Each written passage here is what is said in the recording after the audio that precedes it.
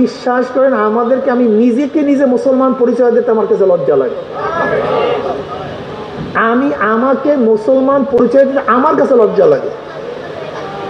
মুসলমানের যে আখলাক, মুসলমানের যে চরিত্র, মুসলমানের যে তবিয়ত আছে আমাদের মধ্যে। এখন মুসলমানের সাথে ব্যবসা করেন, কোনো জাতি মুসলমানের সাথে ব্যবসা করেন, লেনদেন কথা বলে না, লেনদেন কেন করে না? কারণটা কি? কথায় কথায় মিথ্যা, ধোঁকাবাজি, 2 নাম্বার মালকে 1 নাম্বার, ওয়াদা খেলাফ, চুরি চামারি। আচ্ছা বলেন, এটা মুসলমানের চরিত্র? হ্যাঁ,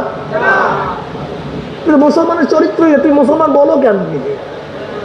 তুমি নিজেকে মুসলমান বলো কিভাবে? আমাকে এইটা আগে বলো, মুসলমান বলো কিভাবে? তুমি তো মুসলমান নিজেকে বলতে পারো। এখানে কয়জন মানুষ আছি যারা মিথ্যা বলি না? এখানে কয়জন মানুষ আছে যারা ধোঁকাবাজি করি না? এখানে কয়জন মানুষ আছে আমানতের খেয়ানত করি না? এখানে কয়জন মানুষ আছে ওয়াদা খেলাফ করি না? আমাকে বলেন তো। অথচ নবী আলাইহিস সালাতু ওয়াস সালাম ফরমান, বুখারী শরীফে রওয়ায়াত আছে, আলামাতুল মুনাফিক সালাসা। মুনাফিকের আলামত কয়টা ভাই? জোরে বলে। ইজা হাদাসা কাযাবা, যখন কথা বলে মিথ্যা কথা বলে। ওয়াইজা উতমানা খানা, যখন আমানতের খেয়ানত করে। ওয়াইজা ওয়াদা আখলাফা, যখন ওয়াদা করে ভঙ্গ করে।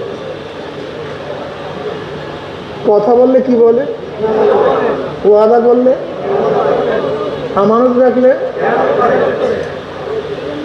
এটা বুখারী শরীফের রওয়ায়াত আছে, মুসলিম শরীফের রওয়ায়াতের মধ্যে আসছে, ওয়াইন সাল্লা উসামা, ওয়াইন সাল্লা উসামা।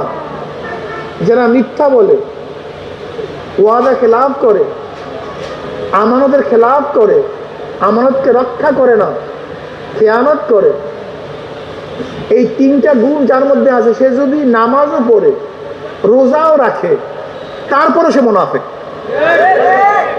যদি কি পড়ে? যদি নামাজও রোজাও তারপরেও। এখন দেখেন কয়জন মুনাফিক, কয়জন মুমিন বলেন তো? বুঝলেন?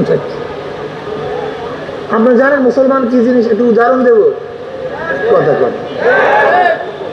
ওই যে আমি বললাম না, আমি নিজেকেও পরিচয় দিতে লজ্জা লাগে। মাঝে মাঝে চিন্তা করি আমি আসলে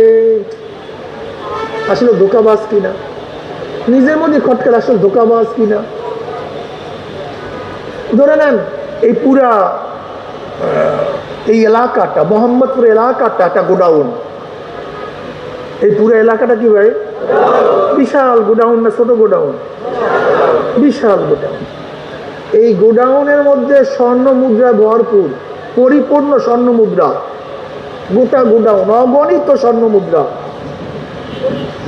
চাবি আপনার কাছে।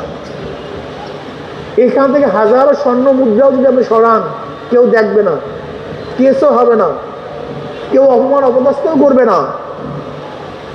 এই সুযোগ পাওয়া সত্ত্বেও সেখান থেকে চুরি করব না, স্বর্ণ মুদ্রা সরাবো না, এরকম কয়েকজন আছে বলেন তো? এই সুযোগ পাওয়ার পরেও যারা একটা টাকা আত্মসাৎ করবো না, একটা স্বর্ণ নেব না, তার হলে খাঁটি মুসলমান। খাঁটি মুসলমান। এখন বলেন তো, এই হিসেবে আমরা কয়জন মুসলমান আছি?